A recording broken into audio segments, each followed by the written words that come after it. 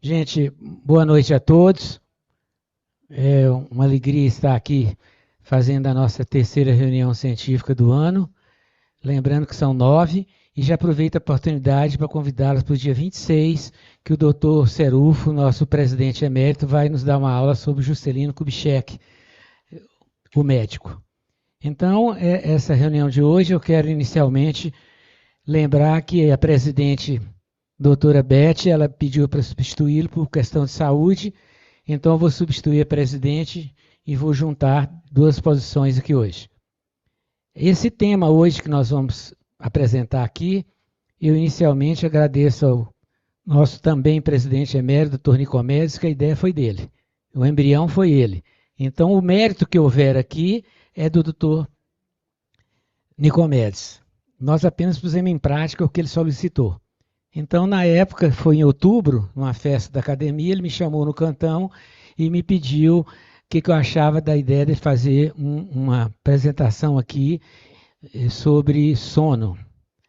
E, por coincidência, eu como endocrinologista, nos últimos 3 congressos de endócrino que eu fui, tinha sempre alguma coisa sobre esses problemas de sono, os distúrbios do sono. Então, achei a ideia excelente e nós começamos a trabalhar. Em seguida, ele me pôs em contato com o Dr. Fábio Rocha, que eu quero também agradecer a gentileza dele, que ele me orientou sobre os demais convidados, do que seria ideal para fazer um modo assim mais objetivo e prático, que nós resolvemos seria uma apresentação e 2 debatedores. Então nós fizemos, na época, depois nós conversamos, por causa, vou explicar depois o que é CCNT, nós resolvemos passar de 2 para 3. Então nós vamos ter um cardiologista, nós vamos ter um psiquiatra e vamos ter um pneumologista. E a aula vai ser feita, apresentada, a única aula que vai ter vai ser da doutora Flávia, embora eu fale que os debatedores, para mim, eu considero uma aula também. É uma aula até mais difícil, porque eles criam o debate em cima da aula que foi apresentada, sem slide. Então, os debatedores, para mim, geralmente tem que ser um nível muito alto para ser debatedores. Então, esse tema de hoje, que a doutora Flávia vai nos apresentar, é sobre a apneia do sono, e mostrando que o dormir adoece, né? É uma crítica que a Organização Mundial de Saúde vem fazendo, porque, segundo ela, 45% da população do mundo tem algum distúrbio do sono. Certo? E a grande maioria dos médicos nem pergunta aos pacientes se tem algum distúrbio de sono. Certo? E a preocupação da Organização Mundial de Saúde é porque esse distúrbio do sono, que não é só insônia, igual todo mundo pensa, vocês vão ver o que a Flávia vai colocar aqui para a gente.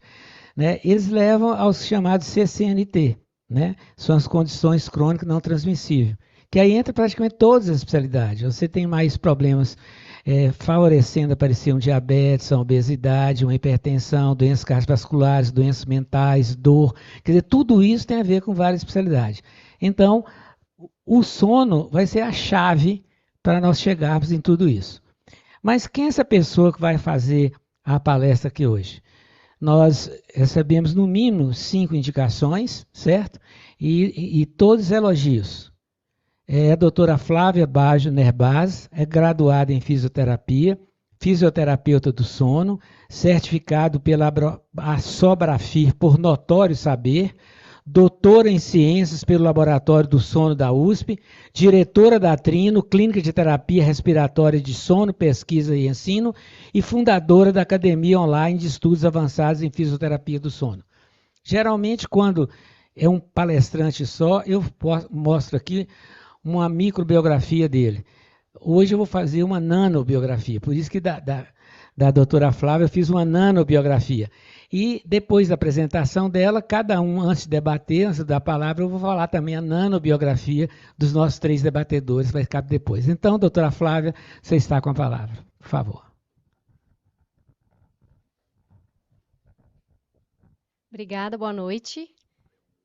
Estou super honrada com o convite, com a apresentação. A minha nanobiografia ficou ótima, eu vou adotá-la, inclusive, que é muito bom. E falar sobre sono é a minha grande paixão, então eu espero trazer para vocês um pouco aí do que eu venho estudando há bastante tempo. Só declarar meus conflitos de interesse, como o Dr. Saulo falou, eu sou sócia fundadora da Academia Online de Estudos Avançados para Fisioterapia do Sono e os nossos cursos são apoiados por essas marcas. Quando a gente pensa em falar sobre sono, primeiro eu tenho que entender como é que o sono se distribui, porque existe o que é normal e a partir disso o que não é normal é o que causa problemas de saúde.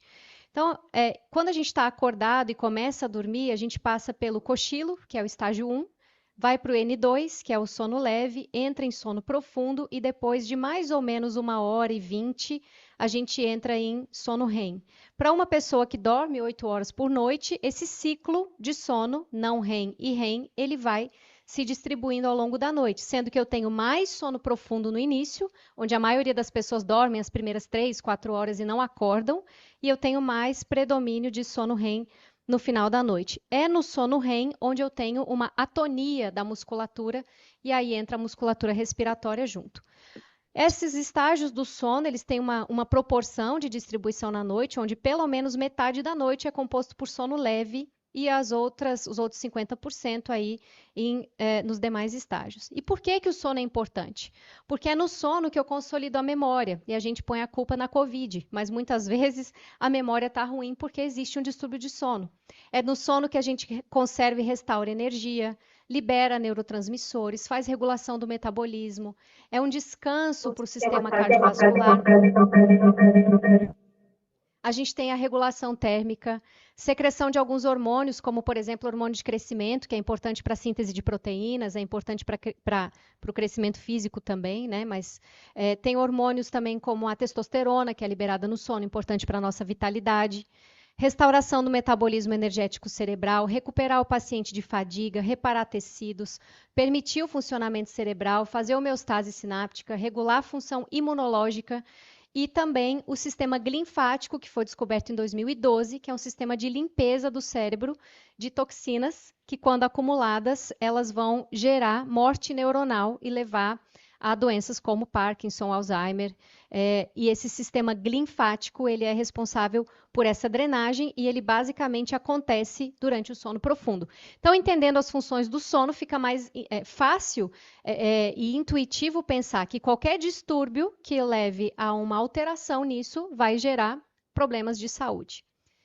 Pensando nos distúrbios respiratórios do sono, nosso grande guia é a Academia Americana de Medicina do Sono e ela divide em 4 grandes grupos. Os obstrutivos, que é o colapso dessa via aérea, os centrais, que tem a ver com o tronco cerebral, os distúrbios de hipoventilação, mais relacionados à obesidade, mas não exclusivos dela, e aqueles que o paciente cursa com hipoxemia, alteração de troca gasosa. Quem tem apneia? Onde que essa apneia está mais concentrada? Esse estudo publicado em 2020, fazendo uma estimativa mundial, viu que o Brasil é o terceiro maior país, né, que tem a apneia do sono. A estimativa aqui é que mais de 45 milhões de pessoas no Brasil tenham e menos de 2% tem diagnóstico. Então, quem tem, fique feliz porque está tratando, né? E aqui a gente tem a atualização do estudo Episono, que foi o primeiro e maior estudo epidemiológico no Brasil nessa área, foi feito na Escola Paulista de Medicina em São Paulo. Eles fizeram uma atualização e a prevalência na população de 20 a 80 anos é de 37%. Então, quase 40% dos brasileiros têm apneia do sono, sendo que a forma moderada a grave da doença soma, que é a que mais está relacionada a risco, soma quase 20%.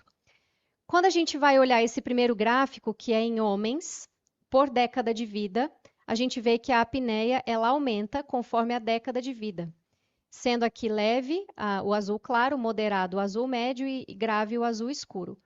E a prevalência no homem é de 44%, a média, e aumenta principalmente na década aí de 70 a 80 anos, fica muito prevalente. Então, quem trabalha com idoso, com geriatria, né? Enfim, e essas pessoas elas estão na nossa família. E nas mulheres chama atenção a faixa etária pós-menopausa, onde a gente perde os hormônios, estrogênio, progesterona, e isso tem um efeito estimulante da respiração. Quando entra na menopausa, perde esses hormônios, tem alterações físicas, né, e de composição corporal, mas a prevalência na mulher ainda é um pouco mais baixa. E aí, quando a gente vai também para a mesma faixa etária dos 70 a 80 anos, o homem chega aí a quase 80% de prevalência, 77%, e a mulher chega em torno de 45%. Bom, fato é que, por que que a apneia do sono é comum? A primeira teoria é que ao longo do tempo aí, quando a gente mudou a nossa posição, né, de quadrúpede para bípede, e a gente hoje vive uma epidemia de obesidade. Quando a gente olha para essa imagem aqui de ressonância magnética, a gente vê uma reconstrução da língua. Esse indivíduo tem apneia, esse indivíduo não tem. Os dois têm o mesmo IMC, 34, 35, ou seja, os dois têm aqui um componente aí de obesidade. Porém, esse paciente aqui, essa pessoa que tem apneia, tem 42% de gordura na língua, enquanto essa 24%. Então, não é só estar acima do peso ou ser obeso, é aonde essa gordura se acumula. E a outra teoria é que quando a gente parou de rasgar o alimento, de triturar o alimento para caçar, nossa mandíbula involuiu, a gente diminuiu a arcada dentária, e aí também a nossa estrutura da laringe, faringe, ela desceu, né? Antes a laringe e a faringe, elas ficavam dentro da cavidade oral, elas desceu, alongou, e como ela ficou mais longa, ela ficou mais colapsável. Então, o indivíduo dorme, rebaixa o tônus muscular, obstrui essa via aérea, com isso ele faz uma apneia, que é esse colapso que acontece, cai o nível de oxigênio, sobe o nível de gás carbônico e ele acorda. Por quê?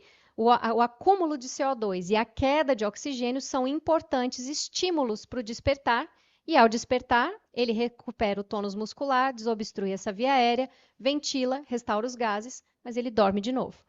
Então, isso, por conceito, a apneia do sono é uma obstrução que pode ser total ou parcial dessa via aérea, que tem que durar pelo menos 10 segundos e vir acompanhada ou de queda de saturação e ou de despertares. Só que a gente usava sempre, também a gente precisa compreender que esse indivíduo ele vai ficar a noite inteira dormindo e despertando. E aquele hipnograma que era para ser bonitinho, normal, ele passa a ser um hipnograma de um sono muito fragmentado. Por vezes ele não tem tempo em sono profundo e por vezes ele não tem tempo em sono REM.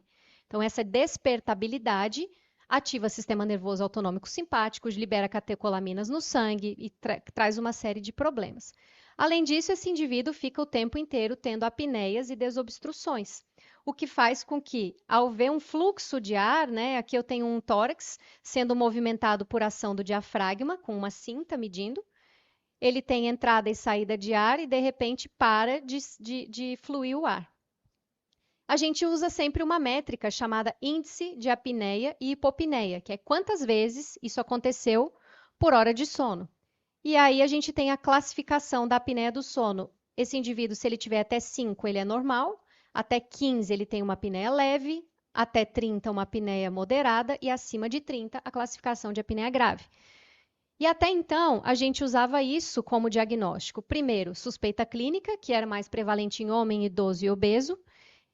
Encaminha esse paciente para um exame, que pode ser uma polissonografia em laboratório, que é o que a gente chama de tipo 1 ou 2, ela inclui o eletroencefalograma e é o padrão ouro para o diagnóstico. Mas hoje já existem monitores mais simplificados, que você pode fazer em casa e não incluem eletroencefalo, ou até oximetria noturna. Quanto mais simples o método, menos dados dá, então mais preciso tem que ser o diagnóstico, né? A suspeita clínica. E aí a gente sempre classificou esses pacientes pelo índice de apneia e hipopneia. Ah, uma apneia 30 grave trata com CPAP, uma apneia leve trata com fono, uma apneia moderada trata com tal coisa, né? Só que isso aqui começou a cair por terra. Por quê?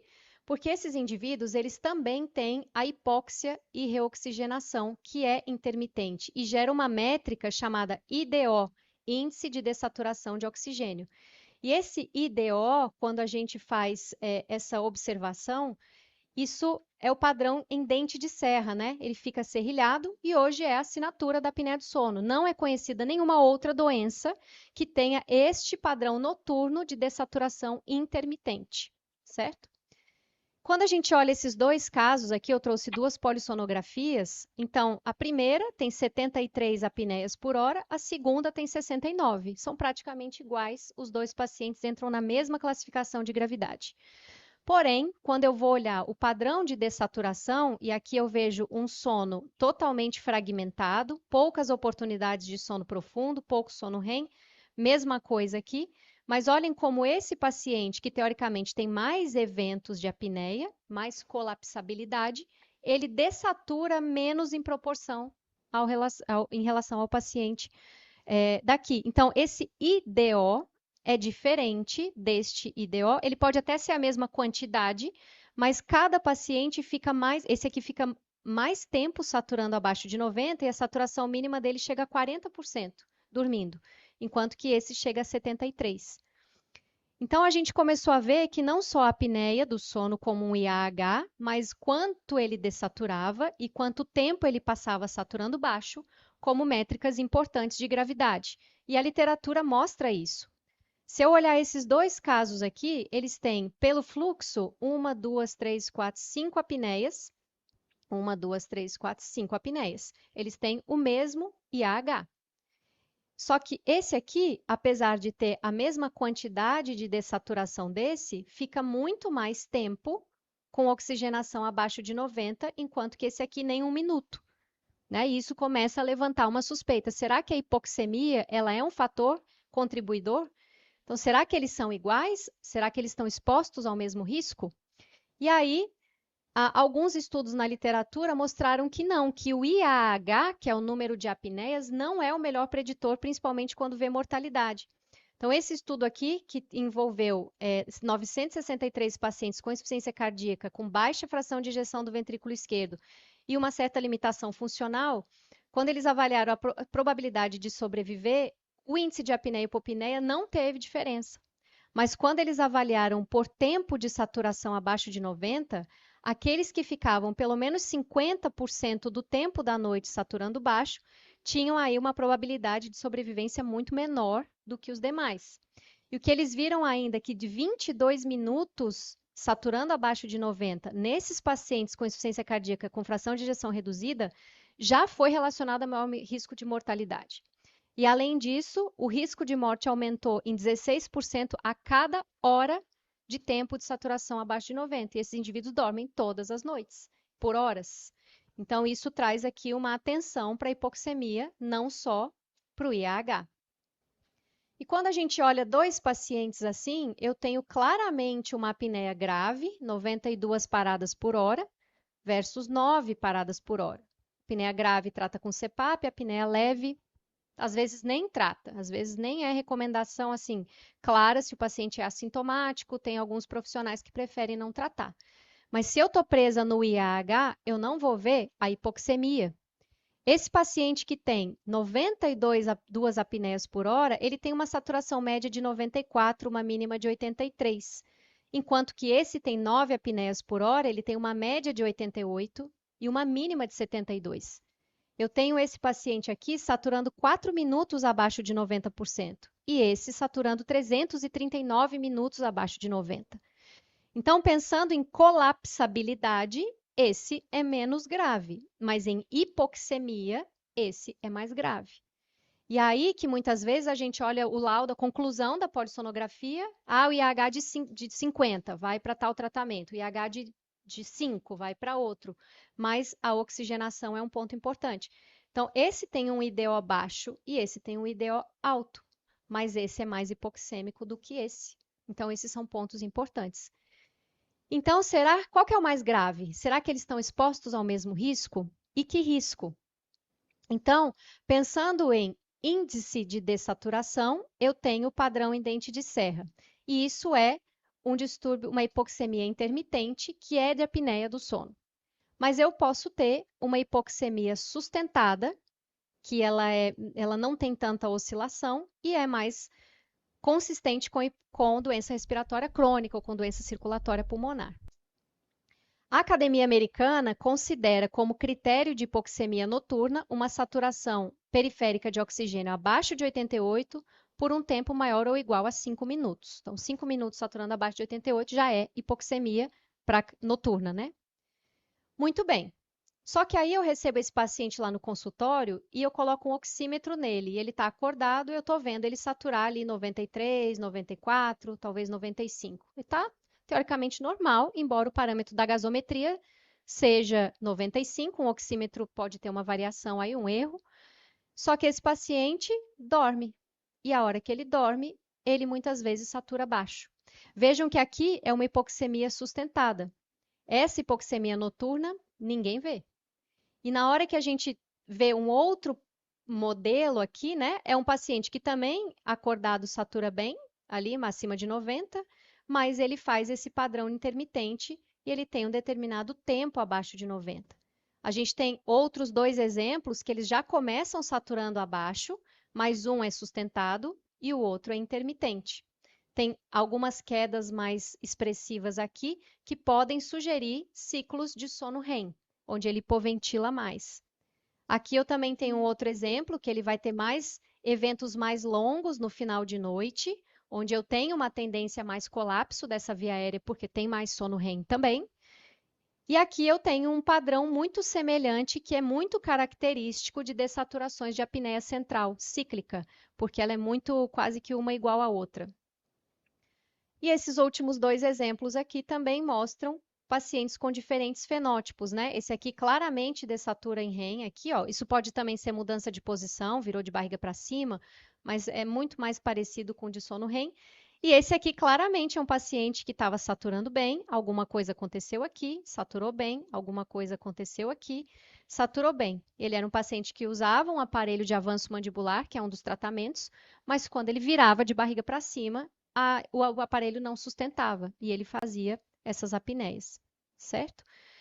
Então, de novo, todos eles têm hipoxemia noturna, todos eles têm padrão diferente, de etiologia diferente, tem um diferente IAH, um diferente IDO e um diferente T90. Então, será que eles estão sob o mesmo risco? Foi aí que surgiu mais uma métrica, em 2019, chamada carga hipóxica.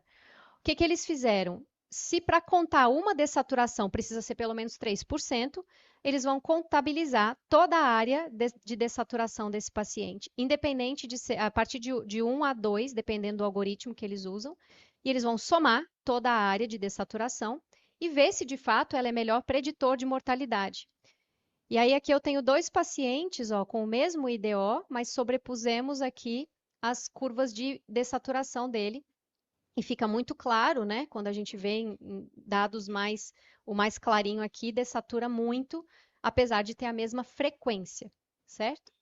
E o estudo da carga hipóxica, que foi publicado em 2019, dividiu em quintis, pegou um N bem significativo de outros dois estudos populacionais, e o que eles viram que aqueles que ficavam com mais tempo, maior carga hipóxica, eram o que de fato predizia maior mortalidade cardiovascular e por todas as causas.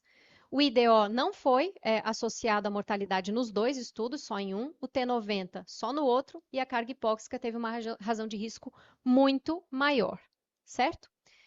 Então, a gente tem vários desfechos já em estudos grandes mostrando que a carga hipóxica prevê incidência de insuficiência cardíaca, que vê uma tendência linear positiva para risco de hiperinsulinemia, para alteração de metabolismo lipídico, hipercolesterolemia, LDL, aumento de triglicérides.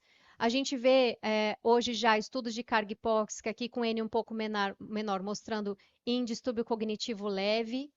Tem também aqui risco de complicação pós-operatória, aumentando mortalidade, AVE, fibrilação atrial, insuficiência cardíaca, infarto, tromboembolismo venoso. Então, as evidências na literatura estão cada vez mais consistentes. Quem é que pode ter apneia do sono? Então, é só o homem obeso e idoso? Não, todo mundo, porque eu posso ter um retrognata, que não tem espaço dessa via aérea, a mulher na menopausa, eu posso ter sim homens e mulheres com obesidade, mesmo mulheres magras com pescoço fino, tem muita fraqueza muscular, muito colapso dessa via aérea. Crianças com trissomia do 21 é muito comum, homens, né, com pescoço mais alargado e os idosos aí, além de pessoas com esse tipo de face, né, uma face estreita, é muito comum na mulher. Principalmente, os sintomas são mais até depressivos na mulher que tem insônia, mas ela tem uma síndrome de resistência, tem uma dificuldade para respirar por uma estrutura óssea muito estreita também. Certo? A apneia do sono leva a muitas consequências, inúmeras, porque o efeito é sistêmico, a hipoxemia é no sangue, a inflamação é no sangue. Faltam 10 minutos, então deixa eu ir rapidinho. E passando aqui agora para doença cardiovascular como a principal complicação hoje mais bem categorizada na literatura. Se esse indivíduo tem apneia, ele desperta para voltar a respirar, ele fica hipoxêmico e ele varia a pressão intratorácica. Isso joga catecolaminas no sangue por estimular o sistema nervoso autonômico simpático. A primeira resposta é aumentar a frequência cardíaca. E a segunda é pressão arterial. Segunda não, é tudo junto. Mas se isso for um estímulo agudo, eu tenho um evento. E se isso for um estímulo crônico, eu me torno hipertenso por causa da apneia. Se eu tenho queda no suprimento cardíaco de oxigênio e eu tenho um esforço para respirar, aumentando a demanda cardíaca de oxigênio, se eu tenho menos suprimento e mais demanda, o risco de isquemia é muito maior, gera arritmia por também fibrose, esse coração hipertrofia e depois ele entra em falência. Se o coração está em falência, ele precisa dar um jeito de manter o débito cardíaco e essa queda do volume sistólico acontece, ele vai compensar como? Com frequência cardíaca. Então, ele vai estimular mais ainda o sistema nervoso simpático e isso gera um ciclo vicioso.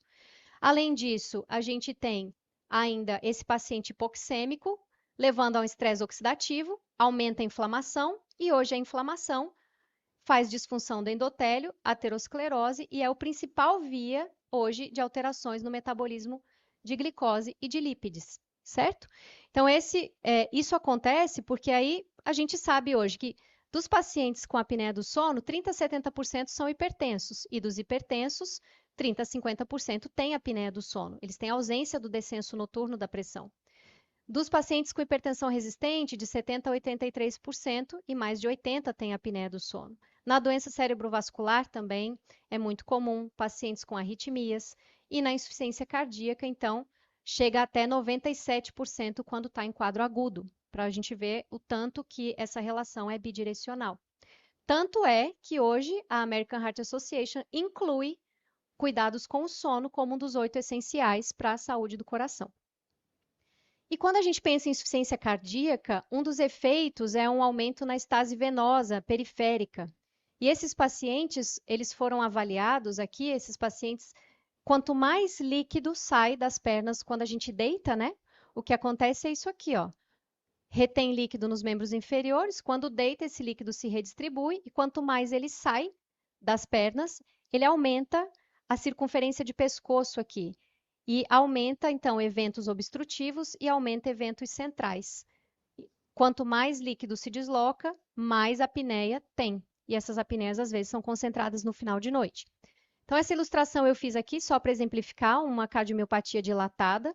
Quando esse sangue ele chega para dentro do ventrículo esquerdo, né, e existe a sístole ventricular, muito do sangue sai pela aorta, mas por uma disfunção aqui, uma dificuldade de coaptação das válvulas da válvula mitral, volta sangue por aumento de pressão hidrostática, esse capilar pulmonar aumenta aí de volume, e quando esse capilar fica assim, ele causa uma congestão pulmonar, que por sua vez faz o paciente ficar com mais taquipneia, o nível de gás carbônico começa a cair, porque ele elimina mais gás carbônico, o sangue circula mais lentamente, diminui o fluxo sanguíneo cerebral, associada a esse deslocamento de líquido, porque quando ele vai para o pescoço, mais obstrução, quando ele vai para o pulmão, mais congestão. E aí, a quimiosensibilidade alterada bloqueia a ventilação, provocando um fenômeno que chama respiração de Cheyne-Stokes, que é comum na insuficiência cardíaca com fração de ejeção reduzida. E aí que, quando a gente pensa, então, em parte metabólica, né, a gente tem os mesmos mecanismos, a hipóxia intermitente, a fragmentação do sono, sono insuficiente, levando a toda alteração de eixo hipotálamo pituitário adrenal, inflamação, disfunção endotelial, levando a diabetes do tipo 2. Quando a gente pensa em desordens psiquiátricas também, a gente tem aqui um estudo mostrando em mais de 5.000 pacientes que relataram apneia no último ano, eles tinham 3,11 vezes mais chances de depressão, 2,75 vezes mais chances de ideação suicida, 3,68 vezes mais chances de ansiedade, de sofrimento psicológico grave, mesmo depois de controlar fatores de confusão. A probabilidade substancial maior de relatar necessidade não atendida de cuidados de saúde mental, mesmo eles tendo procurado centros de saúde, foi muito maior. E dados do Brasil mostram que ao longo de 8 anos de acompanhamento, houve um aumento, embora discreto aqui, nos níveis de ansiedade dos pacientes com apneia do sono não tratada, e eles se mantiveram com quadros de depressão ao longo do tempo.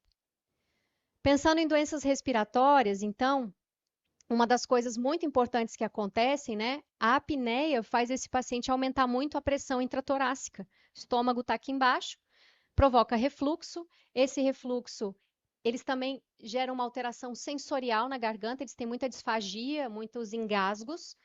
E essa pressão intratorácica negativa contribui para microaspirações. E essas microaspirações levam a doenças aí do trato respiratório inferior. Esses pacientes têm mais pneumonia bacteriana, mais pneumonia, doença pneumocócica invasiva, aumento de risco de influenza, aumento de risco de Covid, insuficiência respiratória. E quando a gente pensa na doença pulmonar obstrutiva crônica, que é muito frequente, né? Esse estudo avaliou mais de 10 mil participantes e existe uma sobreposição dessas doenças. Então, avaliando a chance de sobrevivência em quem tinha só apneia, em quem tinha só DPOC, quem não tinha nada, quem tinha só apneia, quem tinha só DPOC e aquele que tinha a sobreposição das duas doenças tinham uma probabilidade de sobrevivência muito menor.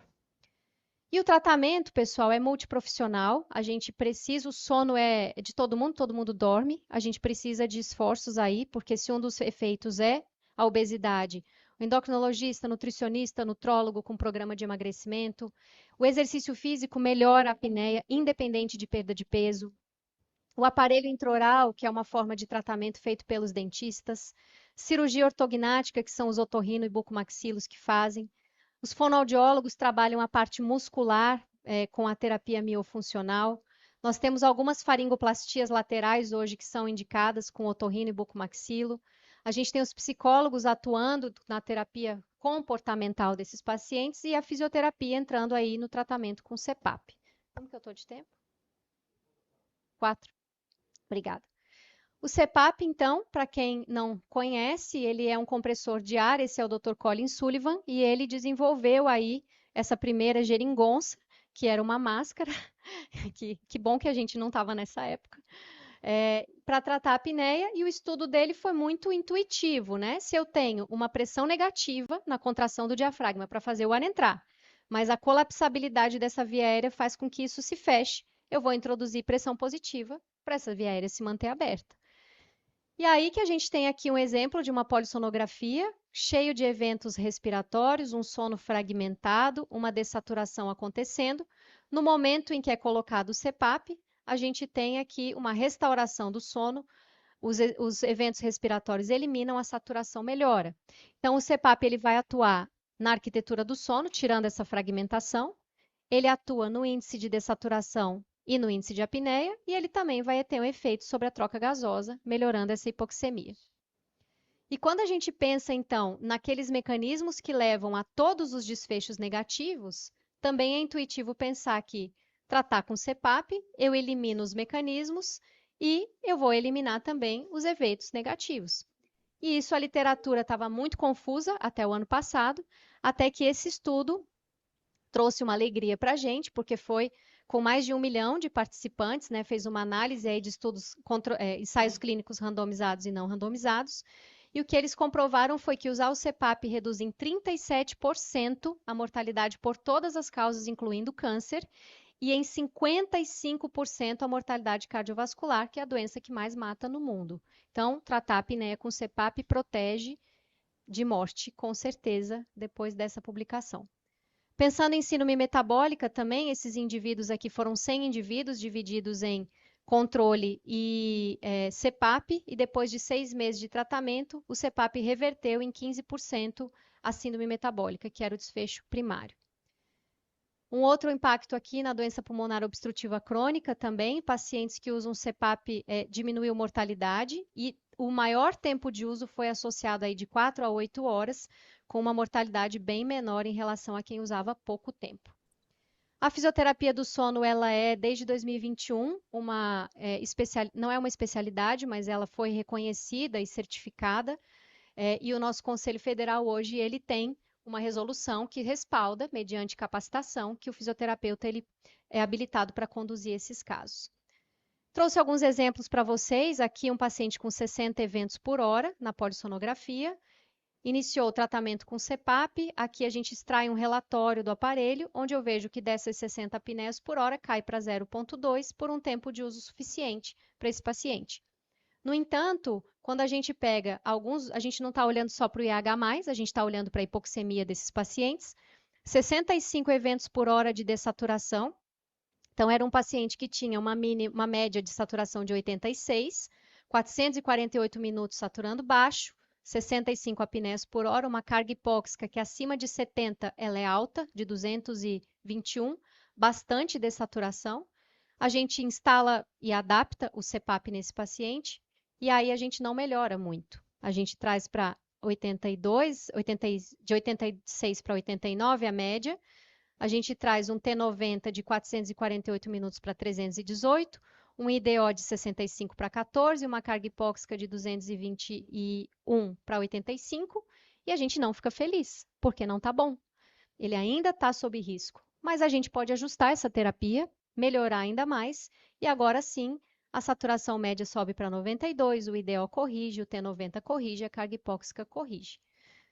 Além disso, tem casos onde o paciente está usando o CPAP, esse também é um relatório, cada barrinha dessa é um dia de uso, onde eu vejo aqui um vazamento muito alto. Esse paciente ele já usava bem, 5 horas e com 2 eventos de apneia, mas ele precisava aí de uma intervenção com ergonomia do sono. Então, ajuste de travesseiro, por exemplo, é uma estratégia que traz o vazamento para um nível muito mais baixo, consolida mais o sono, corrige mais a apneia, ganha mais tempo de uso e, principalmente, o paciente melhora sintomas. Um outro exemplo aqui, que é um senhor com insuficiência cardíaca, que me procurou aí há um tempo atrás, estava usando bem o CPAP, o vazamento um pouquinho aumentado, uma pressão de CPAP baixa, mas ainda com uma apneia moderada. A partir do momento em que a gente olha os dados mais detalhados do CPAP dele, eu via uma respiração de Cheyne-Stokes, mostrando congestão pulmonar. E aí, a minha orientação foi, com base na literatura, a gente mantém o tempo de uso, manteve o vazamento, manteve a pressão, mas a apneia corrigiu. E o que a gente orientou? Ele, muito intuitivamente, percebendo que a perna estava inchada, começou a levantar as pernas para dormir. E com isso, todo o deslocamento rostral dele ia para o pulmão. Então, a minha orientação foi, abaixa a perna. E ao abaixar a perna, resolve grande parte aqui da apneia. Isso reduz sobrecarga cardíaca, melhora a dispneia, melhora cansaço, melhora sonolência, que são desfechos de piora de qualidade de vida e de mortalidade. Também tem casos onde a gente não faz nada, a gente pede para voltar para o cardiologista, para ajustar marca-passo, porque esse paciente estava fazendo muita apneia central, palpei o pulso arrítmico, estava tendo umas alterações aí, e após o ajuste de marca-passo, ele volta e ele teve aqui uma melhora desse quadro, não teve mais apneias, que são essas marcações aqui, e ele melhorou os sintomas. E para finalizar, a gente tem, então, pacientes com apneias muito graves, 115 apneias por hora. Esse paciente especialmente tinha 35 anos, 185 quilos. Ele chegava a uma saturação mínima de 20%. Acabou meu tempo, né? Eu tô acabando. E quando eu uso o CPAP nele, a gente consegue trazer de 115 para 0,3 a apneia desse paciente. Maravilhoso? Não, porque eu ainda não medi a oxigenação e a gente já sabe que isso é um ponto importante. Mas ao medir a oxigenação, a gente vê que ele ainda tinha aqui 52 minutos saturando abaixo de 90. E a Academia Americana fala em 5 minutos abaixo de 88. Está longe disso ainda. Mas ainda tinha aqui um período saturando baixo. Vamos ajustar essa terapia. E a partir desse ajuste, a gente traz para 3 segundos. E foi três momentos pequenos aqui, enquanto que esse paciente estava deste jeito.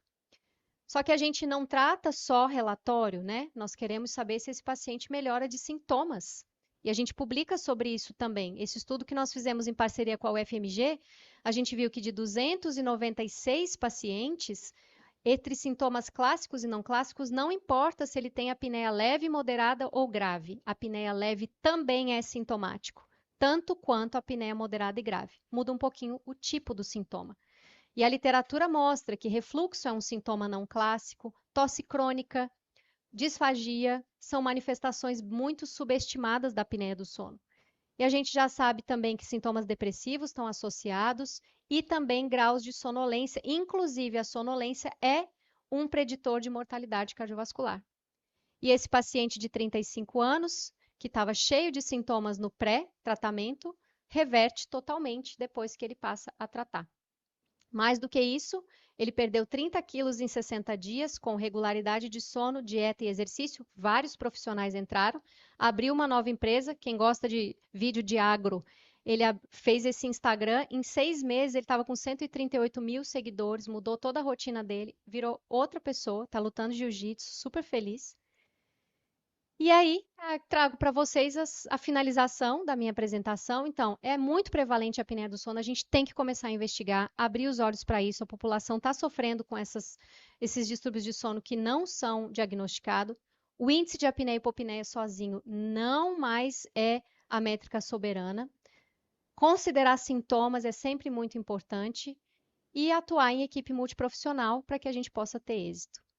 Quero também enaltecer aqui a nossa equipe de fisioterapeutas. Já tem mais, hoje nós estamos em 19 lá na clínica, tanto para fisioterapia respiratória e do sono. E, e para quem quiser saber um pouco mais sobre isso, nós temos um curso multiprofissional com várias pessoas de Belo Horizonte aqui, ó. E tem uma aula do Dr. Everton Siqueira, que é um clínico muito bacana, nesse QR Code para quem tiver interesse, e as nossas redes sociais. E muito obrigada, desculpem se eu passei do tempo.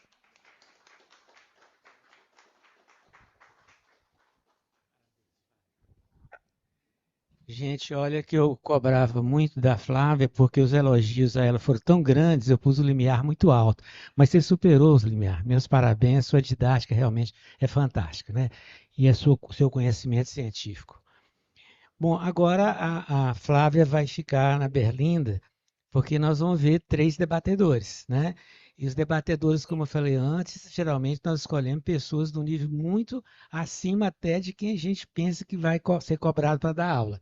Então, nós vamos ter hoje um cardiologista, um psiquiatra e um pneumologista, né, que vai a favor da CCNT, que ela mostrou aqui, as lesões orgânicas que são causadas pelos distúrbios do sono.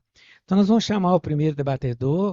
O debatedor ele não apresenta slide, ele vai ter 10 minutos para acrescentar, dentro da sua especialidade de pneumologia, o que ele pode somar à brilhante aula da nossa Flávia. Pode, por favor, os 3 aqui na frente. Você.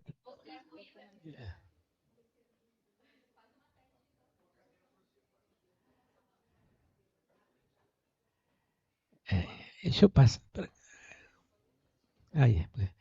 Então, em primeiro lugar, nós vamos dar a palavra para o nosso cardiologista, Dr. Carlos Eduardo Ornelas Granuado. Como eu falei antes, eu estou fazendo uma nanobiografia deles, né? 10 elevado a menos 9. Porque o currículo deles é extenso e, como são 4, tem que fazer uma nano. Ele especialização em clínica médica em Belo Horizonte e cardiologia do Instituto Dante Pazanese, São Paulo. Mestrado em fisiologia, farmacologia cardiovascular na UFMG. Atualmente é médico associado do Hospital Albert Einstein de São Paulo e cardiologista do Hospital Felício Roxo. Por favor, mestre, você tem 10 minutos para somar. Doutor Saulo, doutor Nicomedes, prazer estar aqui. Ver a medicina e ver vocês aqui me deixa extremamente orgulhoso. E uma coisa muito, muito importante, cuidar de pessoas sem ciência é difícil hoje. Escutar a aula da Flávia, da doutora Flávia hoje, ou seja, a gente tem que ser cientistas, né? A gente tem que saber o que fazemos, nós não somos empíricos mais. E ver a profundidade do conhecimento dela e profundidade do que ela mostrou para a gente. E reconhecer isso e tentar explicar sobre isso. Me cabe falar sobre a minha área. É impossível ser cardiologista e não tratar sono. Trabalho em parceria com a Flávia por proximidade de paciente, né, Flávia? Assim, desde que tu viesse para cá, eu acho, né, para BH. É impossível tu ter um paciente no consultório cardiológico e não pensar em tratar a apneia. Não só por questionários clínicos, quais são seus sintomas e tudo. É muito difícil um paciente com insuficiência cardíaca não ter apneia do sono, seja central, seja periférica, seja obstrutiva. É muito difícil um hipertenso não ter apneia do sono. Metade dos hipertensos possuem um grau de apneia do sono. Dr. Fábio deve falar daqui a pouco, mas o coração é a fonte da nossa emoção. E muita gente nos procura também com doenças ou com distúrbios psicológicos ou psicossomáticos que têm relação com sono, insônia, irritabilidade, angústia, tristeza e tudo. Isso dói no coração. Minha mulher é neurologista e meu menino hoje não é médico. Eu só tenho um menino e ele não é médico, doutor Saulo. É curioso, porque aí Débora fomos incentivá-lo a ser médico e falou, Pedro, ele tinha 15 anos. A Débora falou, vai ser neurologista, porque onde é que tem o pensamento e a cognição? Eu falei, que você é bobo, o negócio acontece no coração. Aqui é um CPU, a emoção nasce aqui, morre aqui. E ele espertamente, nessa época a gente dava plantão demais, ele falou assim, eu não vou ser médico não, quero passar o fim de semana com meus filhos. Ou seja, trabalhar a alma e trabalhar como cardiologista. O que a gente faz? Não é só obeso, como o Flávio falou. Muita pessoa que tem hipertensão resistente. O mapa é um exame super fácil de fazer na busca de screening para apneia do sono. Não cai a pressão noturna, não cai a pressão sistólica nem a diastólica noturna, menos de 10%. É muito provável que essa pessoa tenha apneia do sono. Arritmia cardíaca. Arritmia cardíaca é uma faca de dois gumes. Ela piora a apneia do sono. Muitas vezes, muitas indicações de marca-passo cardíaco foram canceladas quando se tratou a apneia do sono, seja por pausas. Existe um reflexo de mergulho, a gente vê nos mamíferos aquáticos, a baleia, os golfinhos, quando mergulham profundamente, você tem que ter um metabolismo mínimo. Você respira lá em cima, enche o teu músculo de oxigênio na CPK e mergulha lá embaixo e acaba o metabolismo e a bradicardia profunda, porque você vai ficar 40 minutos fora, sem respirar. E essa bradicardia do sono e da obstrução e da apneia do sono provoca pausas, principalmente noturnas, de 3 segundos e meio, e reflexamente a gente, vamos ver marca-passo. Temos que buscar se não é apneia do sono também, e a gente abole o uso de marca-passo. Não é raro também os pacientes que têm bradicardia aí, diurna, e a gente coloca marca-passo e a esposa fala, parou de roncar. Diminuiu porque melhorou a perfusão, diminuiu a hipotonia, melhorou a atividade física, melhorou como um todo esse paciente. E como dito, um OPAP assim, de cardiologia, insuficiência cardíaca e fibrilação atrial. Não tem como tratar a fibrilação atrial sem tratar a apneia do sono, tá? Se você faz ablação de fibrilação atrial hoje, se for um reflexo de tratar, nós muito jovens, quando somos jovens, tem mania de tratar, né? Sem conhecer completamente o terreno. 80% dos pacientes sem tratar a apneia do sono recidiam a fibrilação atrial em um ano. 80%, ou seja, é um fracasso a terapia. Então, a apneia do sono e fibrilação atrial, tratem a apneia do sono. Eu tenho pacientes que não precisavam fazer ablação porque trataram a apneia do sono. Pelo menos dá para contar quantos pacientes têm isso. Principalmente mais jovens e não obesos. Pacientes jovens e não obesos. Costuma ter uma fibrilação atrial, busca, tem apneia do sono, trata a apneia do sono, você diminui a incidência de fibrilação atrial, o paciente não precisa nem de medicação antiarrítmica, sabe? Isso é bastante comum também. E, por último lado, penúltimo, porque eu me lembrei agora de um último, mas o penúltimo lado, para não prolongar mais, é o Chine-Stokes. O Chine-Stokes, às vezes, no diagnóstico da polissono, ele mascara as obstruções, porque é uma respiração intermitente, volta. E o que a gente tem que fazer? Otimizar o tratamento da IC o máximo possível. Hoje nós temos medicações muito boas para enxugar o paciente mesmo, os inibidores de SGLT2, diuréticos com uso bem sequenciais. Você enxuga, ele diminui a congestão, melhora o Chine-Stokes. Se tiver fibrilação atrial, faz ablação da fibrilação atrial e aparece a apneia obstrutiva. Aí você desmascara a apneia obstrutiva. Você tratou as duas apneias com tratamento clínico e desmascarou a obstrutiva, prevenindo a FA subsequente. E por último, a inflamação, que não pode falar, a doença que mais mata no mundo. Eu falo, a minha especialidade assim, há 40 anos, a mortalidade aterotrombótica é a mais comum. É a doença que mais mata no mundo. É a doença menos prevenível no mundo, porque 30% morre em casa. 30% dos infartados morrem nas primeiras 2 horas. Imagina uma doença na qual a mortalidade hospitalar fosse 30%. Eu acho que a gente já teria resolvido isso. Já estavam espantados com isso. Mas a gente lembra de muita gente que morreu e sofreu, e fazemos campanha para AIDS, para câncer, para DPOC, que também mata cardiovascular, mas esquecemos do Jair Rodrigues, do Zé Wilker, do Bussunda, do Maderite, porque eles morreram subitamente em casa. Isso não impacta a sociedade, é curioso isso. E a aterotrombose, como é que ela se forma junto com a apneia do sono? Doença inflamatória endotelial. Meu colesterol é baixo, mas o teu endotélio é frouxo. Deixa entrar colesterol no endotélio e nas bifurcações. Então, prevenir a aterosclerose, além de baixar a LDL, é tratar a apneia do sono também. Obrigado, e estou às ordens aqui. Bicho, é bom quando funciona.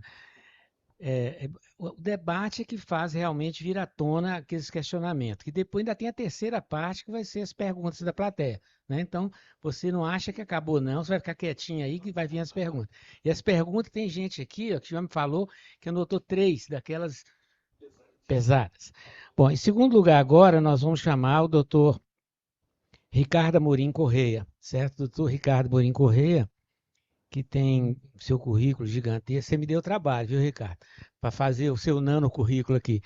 E ele falou para não deixar de falar que o item mais importante do currículo dele é que ele é atleticano. Tudo bem, então já falei, né? É graduado em medicina pelo FMG, especialista em pneumologia, mestre e doutor nessa área pela Faculdade de Medicina do FMG, professor titular do Departamento de Clínica Médica da UFMG, coordenador do Ambulatório de Doenças da Circulação Pulmonar do Hospital das Clínicas e atua na graduação, pós-graduação e pesquisa nas áreas de doenças pulmonares. E no momento, apenas para completar, ele é presidente atual da Sociedade Brasileira de Pneumologia e Fisiologia. Doutor Ricardo, com a palavra. Obrigado. É um prazer muito grande estar aqui, reencontrar a Flávia, que a vi quando estava retornando de São Paulo, né? Alguns anos atrás, né, Flávia? E esse tema é muito caro para a pneumologia. Até estranhei de você não citar a pneumologia ali, mas vamos recuperar algumas coisas.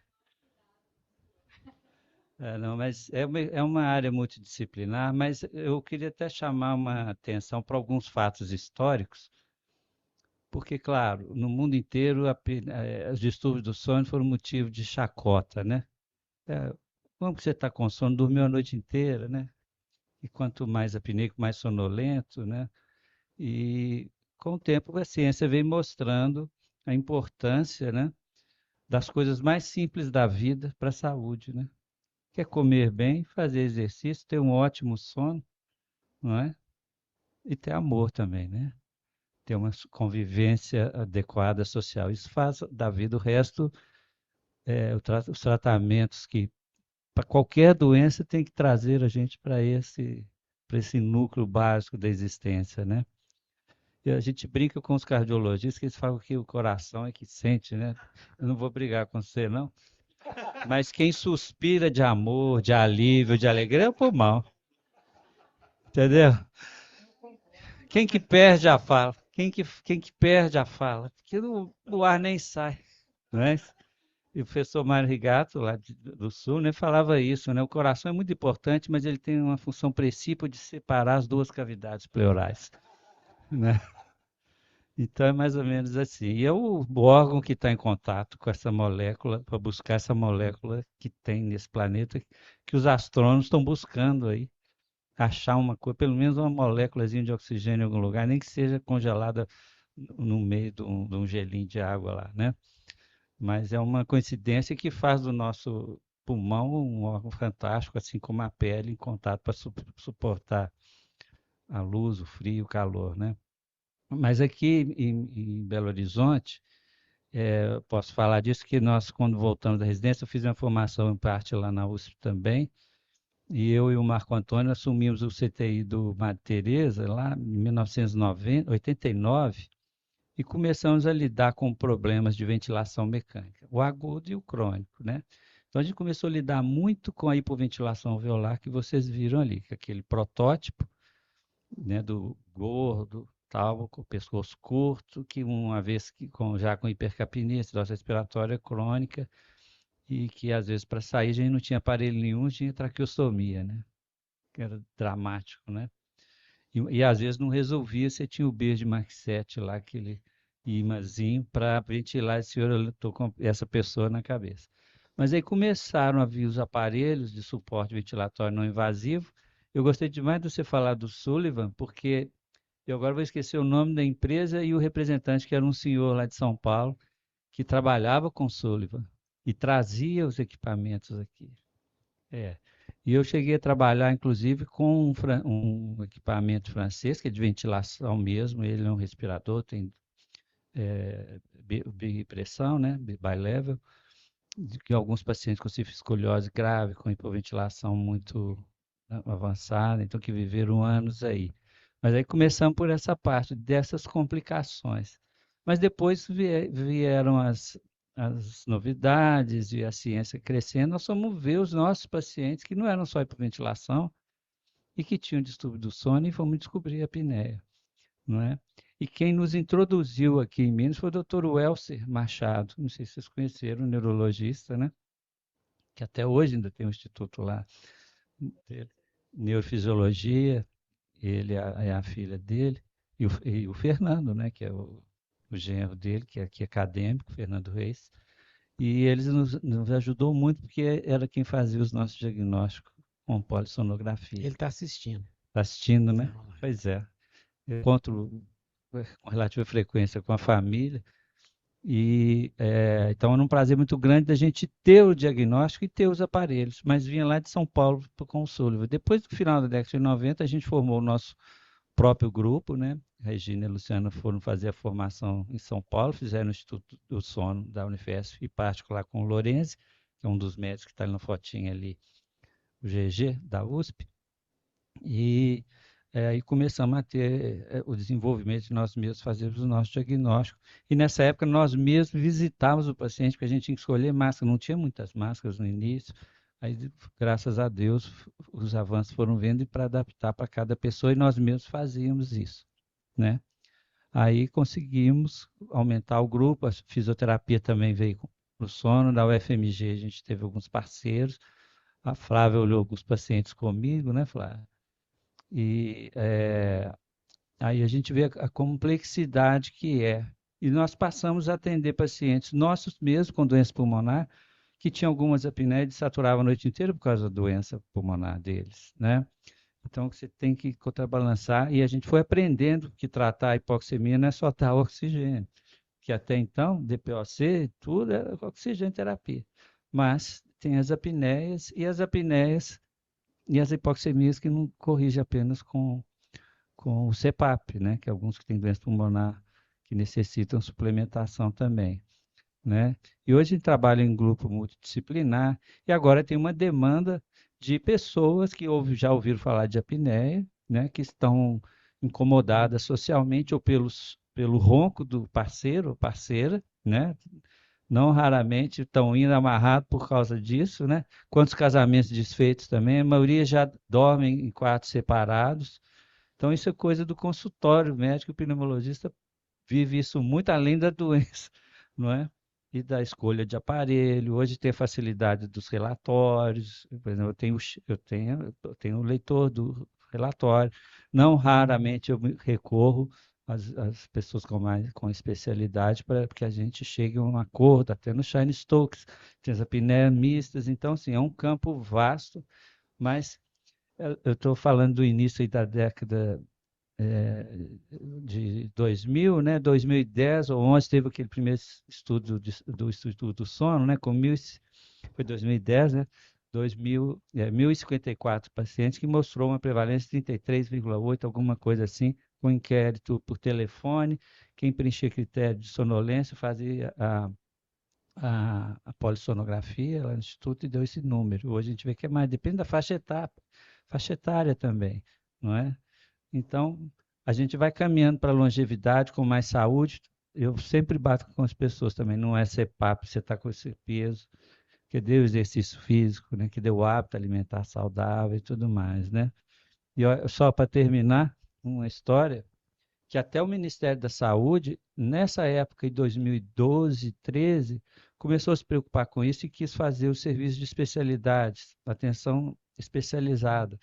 E o NESCOM aqui da faculdade sempre serviu ao Ministério, criando os programas, e criou uma equipe multidisciplinar para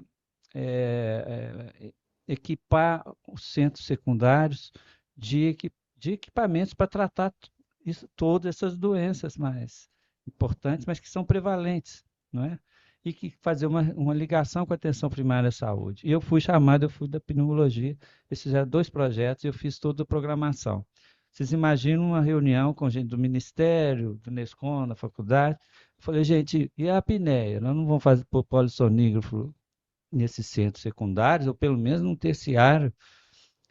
Aí teve um lá que falou, que apneia, isso nem existe.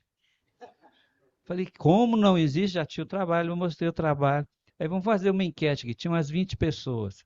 Quem tem apneia ou ronca e está com esse suspeito diagnóstico, ou já está usando CPAP? 3/4 do pessoal levantou a mão.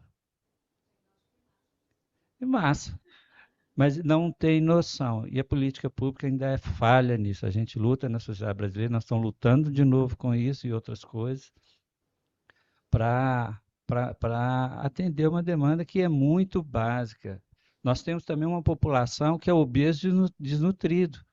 Não adianta ter peso, é peso de gordura, não tem músculo, massa magra. E os nossos pacientes todos aqui que são crônicos, fica tudo sarcopênico, né? Quanto tempo a cardiologia? A cardiologia evoluiu mais rápido nisso na reabilitação.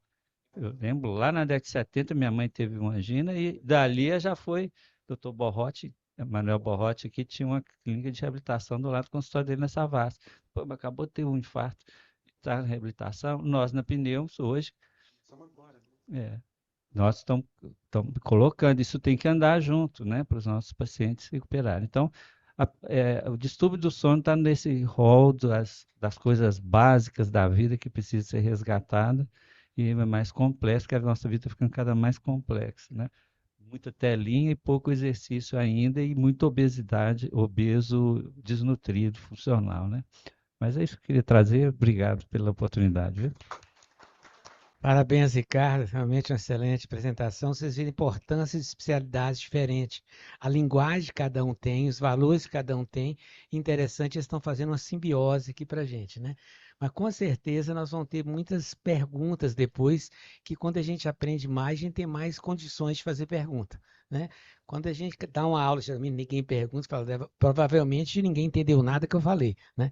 Então, nós vimos, eu sempre falo que eu deixo numa apresentação uma cereja do bolo. Eu tomei a liberdade de trazer para vocês hoje 3 cerejas para o bolo, certo? Vamos escutar então a terceira cereja do bolo. A terceira vai ser o Dr. Fábio Rocha, Dr. Fábio Rocha, que eu agradeço mais uma vez, que ele que me orientou, me ajudou a gente construir toda essa equipe que está hoje. Ele é graduado em medicina pelo FMG, especialista em psiquiatria, mestrado e doutorado nessa área, atualmente coordenador da clínica psiquiatra do IPSENG, fellow e membro de entidades internacionais, tanto nos Estados Unidos como na Europa, titular da Academia Mineira de Medicina, que muito nos honra, agraciado com as Palmas Acadêmicas, que é um prêmio máximo da academia, e homenageado personalidade médica, atividade docente, só da Academia Mineira de Medicina, Associação Médica, Conselho Regional de Medicina e Sindicato dos Médicos. Por favor, doutor Fábio, uma palavra. Ok, boa noite. A minha concepção de debate é um pouco diferente. Eu tenho admiração pela Flávia, volta e meia eu a convido para falar nas nossas reuniões clínicas. Então, eu vim muito mais para aprender com ela e usar na minha área do que falar sobre sono. Mas eu queria trazer 2 ou 3 coisas importantes. Primeiro, que transtornos psiquiátricos e apneia de sono, a causalidade é bitemporal, é bilateral. Existem estudos de segmentos que mostram pessoas com apneia terão depressão frequentemente, e o contrário, pessoas com depressão vão ter apneia muito mais frequentemente que a população geral. Você trouxe dados da frequência de transtornos psiquiátricos em quem tem apneia. Eu trouxe o contrário. Na depressão maior, chega a 50% a prevalência de apneia do sono. Isto é, 3 vezes mais do que a população geral. Infelizmente, os psiquiatras não sabem muito disso. Quando há essa comorbidade, a depressão não melhora se não tratar a apneia do sono. No transtorno bipolar, a prevalência pode chegar a 45%. E com o agravante que o que mais causa crises de depressão e mania no transtorno bipolar é problemas no ritmo sono-vigília. Então, quando tem apneia do sono, se não tratar, o paciente não estabiliza o humor. Tem que detectar para tratar isso. Um outro problema, que esse é o mais importante em termos de comorbidade, é o TEPT, transtorno de estresse pós-traumático. A prevalência chega, depende do estudo, até a 75%. Muita coisa. Isso é 4 a 7 vezes mais do que a população. Nesse transtorno, existem graves problemas no sono, existem pesadelos com reminiscências do trauma, e isso contribui para o aparecimento e a concorrência da apneia do sono. Na esquizofrenia, pode chegar a 30% ou 40% de apneia, e se esse paciente não é tratado, fica-se com a impressão que ele tem os chamados sintomas negativos, de falta de interesse nas atividades, de ficar quieto no quarto. Então, muitas vezes, isso é da apneia, não é da esquizofrenia. Inclusive, o TDAH também tem comorbidade com a apneia, mas os dados são mais frequentes em relação às crianças, não em relação aos adultos. E por que será que os transtornos psiquiátricos têm tanta apneia? Porque existe uma base comum para eles. Por exemplo, a neuroinflamação e a inflamação sistêmica. A Flávia mostrou muito bem que a apneia leva à inflamação sistêmica. Os deprimidos também têm inflamação sistêmica. Então, um leva ao outro. A outra coisa são hábitos de vida, obesidade, sedentarismo, cigarro, também são fatores que contribuem tanto para a apneia quanto para os transtornos psiquiátricos.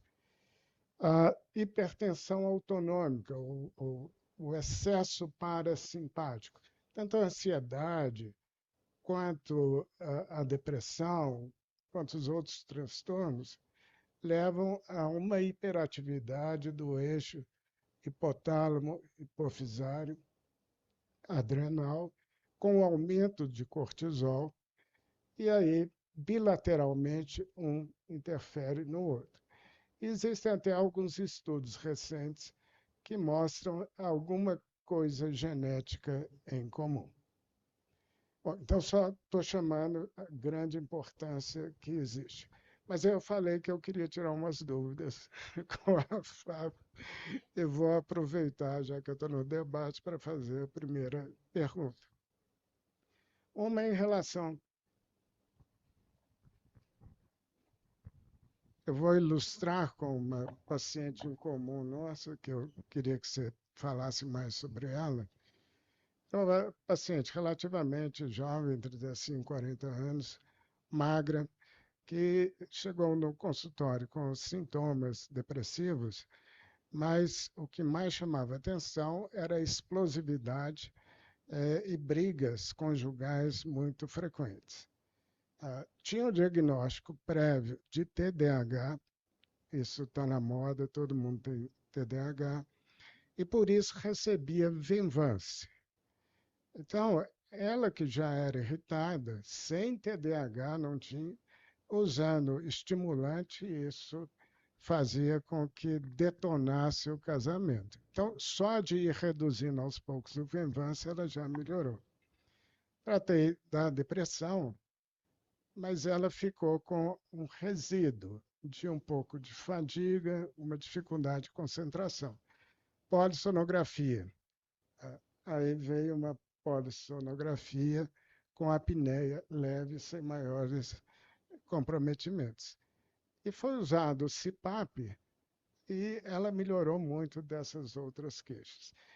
Então, eu queria saber de você o que explica uma pessoa jovem com apneia leve uma sintomatologia tão significativa. E aproveitando que era mulher, a descrição clássica de apneia de pessoas obesas que roncam. E a gente sabe que muitas mulheres, o ronco é baixo, mesmo mulheres não obesas. Eu já peguei uma cliente de 27 anos, super magra, estava indo para a França fazer doutorado. Ela melhorou da depressão, mas ficou com dificuldade de estudar. Era a apneia. Então, quais são os sintomas que diferenciam a apneia da mulher e do homem? Obrigada, doutor São as Fábio. duas perguntas iniciais. Obrigada. Super prazer aqui dividir esse tempo com vocês. A mulher, ela tem uma tendência a ser mais despertável do que o homem, principalmente se ela é menos hipoxêmica. A hipoxemia, ela leva como se fosse a um entorpecimento cerebral. E os pacientes muito hipoxêmicos, eles, em geral, eles têm uma despertabilidade baixa. Eles fazem eventos de apneia longo, eles dessaturam muito e eles têm dificuldade para acordar, porque o reflexo de aumento de ventilação pela hipoxemia é muito atenuado. A mulher, ela já tem um tipo de sono que é mais fragmentado do que o homem, ela desperta mais e principalmente mulheres magras têm uma estrutura muitas vezes anatômica que leva a um aumento de resistência da via aérea superior. Então ela não tem aquele ronco característico, mas ela respira com dificuldade. E esse esforço respiratório que ela faz é o que estimula a despertar. Então, é muito comum quando a gente olha na polissonografia o índice de apneia e hipopneia baixo, mas os despertares até mais altos do que o índice de apneia. E elas fragmentam o sono muito fácil. Então, enquanto o homem ele vai ser mais sonolento, a mulher vai ser mais insone. O Dr. Geraldo falava para mim assim: o casamento vai virar um fracasso, porque o homem vai casar, engordar e roncar, e a mulher vai ficar insone. Vai ficar olhando para ele e vai dormir no outro quarto. Então, isso é muito comum. A despertabilidade na mulher é maior do que no homem, a consolidação do sono da mulher é mais difícil do que no homem, e essas mulheres magras dessaturam pouco, mas acordam muito. Em relação a sintomas, na mulher é mais frequente boca seca, que é um sintoma que ninguém pergunta. Hoje a gente tem um checklist de 36 a 38 sintomas, mais ou menos. Então, na mulher é refluxo, bruxismo e boca seca. No homem é ronco, sonolência e cansaço. E aí são totalmente opostos e a gente tem muito mais hábito de ver o homem, né? E a mulher não é estudada. Na maior parte dos estudos, eles tiram mulheres, porque ela tem o efeito menopausa aí no meio da história, né? Então, quase todos os estudos de coorte, os estudos grandes, excluem mulheres, excluem sonolentos. Aí a gente fica refém da estatística masculina só. Mas essa paciente trata com CPAP, abre a via aérea, pode ter outro tratamento que também vai funcionar, como o aparelho intraoral e tal, mas a própria literatura Academia Americana já recomenda, na apneia leve, acompanhada de sintomas, o CPAP é indicado. E o senhor é sempre super cuidadoso, me manda vários pacientes assim. E aí, para convencer essas mulheres que o CPAP é bom, é um desafio, mas tá dando certo. A Obrigado. aceitação é baixa, elas ficam com receio, enfim, de usar. Bom, muito obrigado. Vocês veem que o doutor Ricardo falou que veio aqui para aprender, né? Depois, e dar uma aula brilhante dessa para a gente, né? Muito obrigado, doutor Ricardo, doutor Fábio Lopes Rocha, né? Aliás, foram os três, né? Que deram aula brilhante. Mas achei interessante o Fábio colocar que veio aqui para aprender, né? Muito bem. Gente, realmente eu estou numa alegria muito grande, porque eu já assisti umas 3 aulas sobre o assunto e nunca vi brilhante igual vocês 4 foram. Vocês deram um banho nos outros, né? E isso aqui vai ficar gravado para o resto da vida. Você sabe que está gravando, é para o resto da vida, seus netinhos vão poder assistir, né? A vovó deu uma aula 70 anos atrás. Tá? Muito bem. Nós vamos abrir então para as perguntas e vamos lembrar de um detalhe. Né? Nós temos essa plateia aqui, mas nós temos plateia também online, tá? E a soma já está dando 45 pessoas. Parabéns a vocês 4. Tá? Antigamente aqui dava 6, 7 pessoas, tá? Nós já conseguimos um recorde nosso que foi 84, mas hoje nós estamos com 45, é um nível muito bom mesmo. Vamos começar a primeira pergunta, doutor Hudson. Boa noite, doutora Flávia. Parabéns pela palestra, né? Fui professor de fisiologia. A gente é professor eternamente, né? Atualmente eu não estou mais na graduação, mas dou aula de fisiologia do trabalho, ergonomia, né? E na pós-graduação. E hoje minha grande atividade é consultoria de ergonomia nas organizações. Eu tenho uma pergunta que é: como é que é a questão da tolerância da pessoa ao CPAP, do usuário? Obrigada. Adoro fisiologia, eu acho fantástico, né?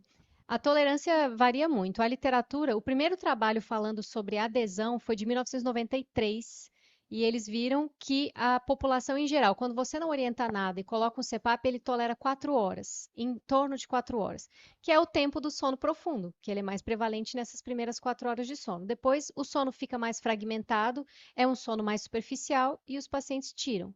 Então, é muito mais fácil o paciente usar nas primeiras 4 horas do que ele dormir no sofá, na televisão e depois levantar para ir colocar o CPAP, porque aí ele não vai conseguir usar. Então, sem orientação é isso. A partir do momento que a gente passa a orientar o paciente, ele entende, ele faz um certo esforço a mais. Primeiro, porque se você tem apneia e fica acordando e para de ter apneia porque está tratada, é provável que você não desperte e o seu sono se prolongue. Então, muitas vezes a gente consegue aumentar a tolerância, na verdade, o tempo de sono sem despertar, simplesmente porque você tira o estímulo do despertar e aí vai muito bem. Então, tem pacientes que na primeira noite já dormem 8 horas e tem outros que a gente tem uma dificuldade maior, principalmente aqueles que vêm acompanhados de insônia, que vêm acompanhados de outras questões de dores crônicas, e aí eles têm, de fato, uma questão também postural associada. Mas o que a gente estimula sempre é manter o uso do CPAP pelo tempo que a pessoa dormir. E, inclusive, expondo para eles os riscos. Olha, hoje tem estudos que mostram que 1 hora de uso do CPAP, por exemplo, já previne visitas a hospitais. 3 horas de uso, dependendo do desfecho que a gente avalia, né, já previne internação. Mas 6 horas de uso é o que vai prevenir mortalidade na DPOC, por exemplo. É com mais de 5 horas de uso que ele começa a perder peso, a ter um efeito positivo na perda de peso, porque o CPAP não emagrece, mas ele estimula a perda de peso por vários outros fatores metabólicos e enfim. Então, depende do objetivo do paciente e depende do quanto ele também começa a perceber melhora de sintomas. O que a gente fala é, o CPAP é tempo dependente, tempo em horas e em frequência. Por isso que o nosso primeiro mês de tratamento, e o que a literatura mostra? Que o padrão de adesão é estabelecido em 1 semana. A primeira semana é fundamental. Se ele vai mal na primeira semana, ele já começa a desanimar. Então, o nosso trabalho hoje é muito focado no primeiro mês, como sendo o mês onde a gente investe muita energia. Contatos, a gente tem, além do cartão de memória, telemonitoramento, a gente faz contato todos os dias com o paciente, deixa um contato liberado para ele. Os ajustes a gente consegue fazer à distância, então isso facilita. Mas assim, se for ver no geral, tanto que hoje a literatura e as empresas, elas dividem mais de 4 horas, menos de 4 horas, mas é um dado totalmente empírico. Ô, gente, como está tendo várias mãos levantadas e online também, contei rapidamente aqui, deu 215 já pedidos. Então, então 214. Então, vamos fazer assim, perguntas bem sintéticas e vou pedir também os palestrantes para fazer respostas mais sintéticas. Eu sei que é difícil para respostas sintéticas, para a gente ouvir mais colegas, que nós temos um horário que nós temos que finalizar. Vamos ver o segundo, doutor Vinícius Cota Barbosa. Parabéns para segundo, você projetou a gordura na barra.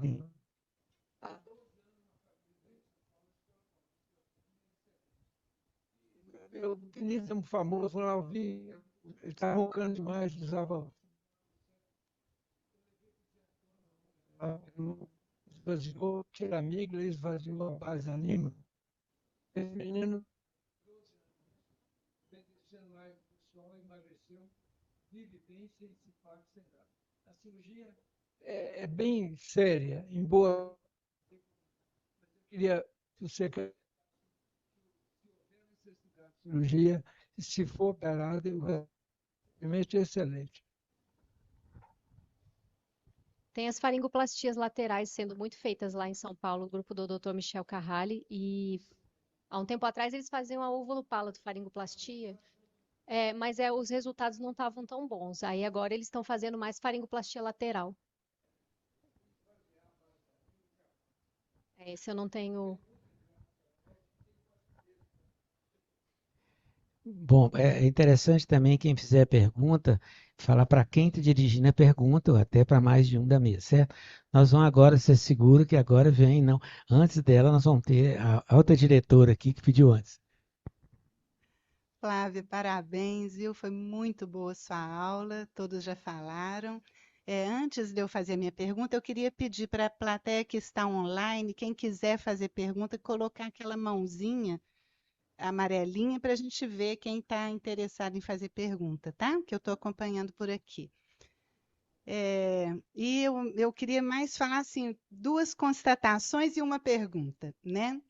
Eu sou médica fisiatra, então a gente acompanha essa parte da apneia do sono já há muitos anos. No nosso congresso internacional de 2006 já foi falado muito e focaram muito, especialmente porque a gente vê paciente pós-AVC na parte cardiovascular pós-AVC, né?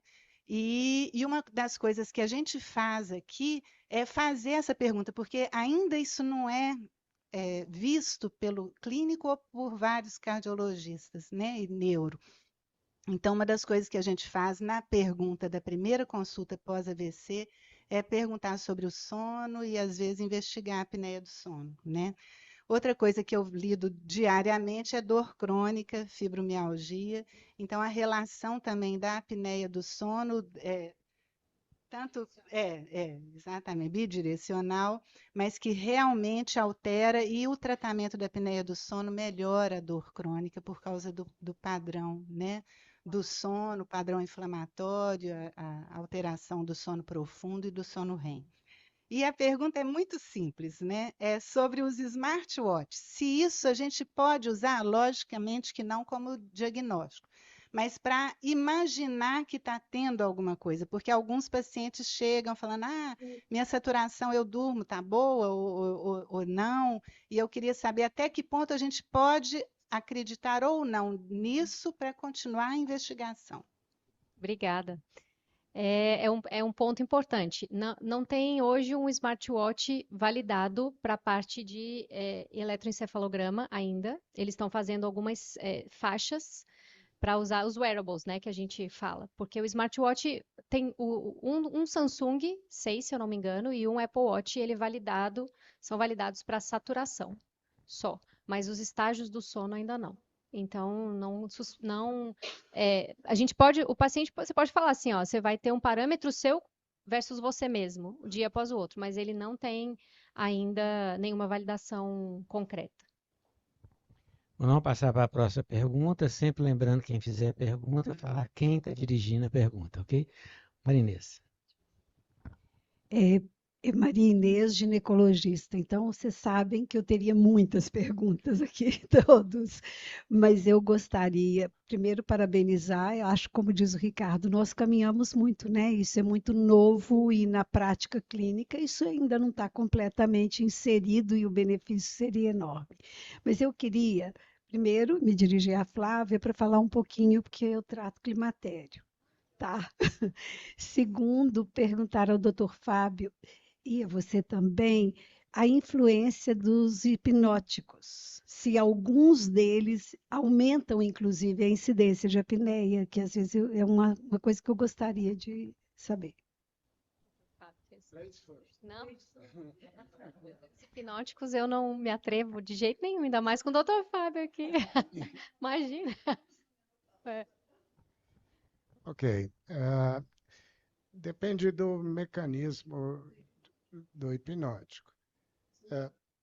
Primeiro, todos causando sono tornam o despertar da apneia mais difícil. Aqueles que fazem relaxamento muscular piora ainda mais. Então, benzodiazepínico é o pior grupo deles.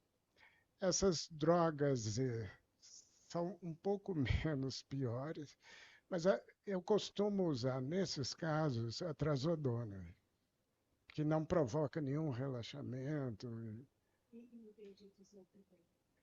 Pois é, ele é menos pior do que os benzodiazepínicos, mas, em geral, eles sim pioram a apneia.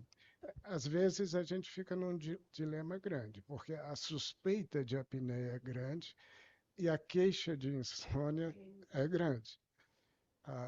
Eu faço tudo para eles fazerem polissonografia antes de eu introduzir o hipnótico. Muitas vezes a gente trata a apneia e a insônia melhora, porque a insônia também é causada por essa despertabilidade do esforço respiratório.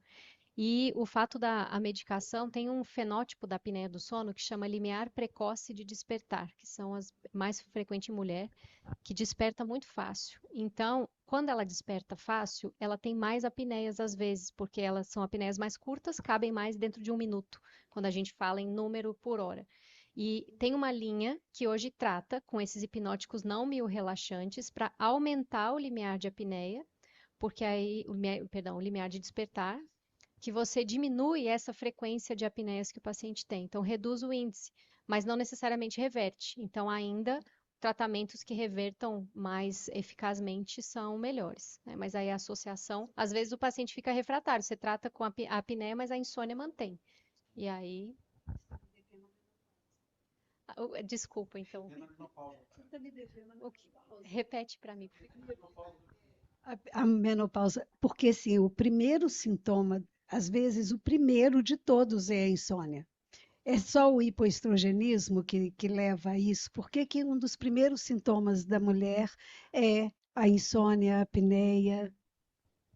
Então, o estrogênio e a progesterona, eles têm um efeito estimulante da respiração. E quando você tem a queda nos níveis hormonais, aí você perde a proteção deles de estímulo da respiração. E aí você começa a ter mais colapsabilidade, mais o impulso neural para a musculatura reduz. E aí por isso que elas fazem mais evento de apneia. Estou curioso. Ficou com aptotonia, hipofaringe. Ficam com menos estabilidade na garganta. E aí rolava muito mais fácil. Fora as alterações físicas que acontecem. Vou só dar um pitaco aqui. Isso que nós estamos conversando aqui, a gente vê, ou todo mundo fala, fica sabendo a apneia e pensa polissonografia, apneia, né? Mas é um exame para estudar o sono.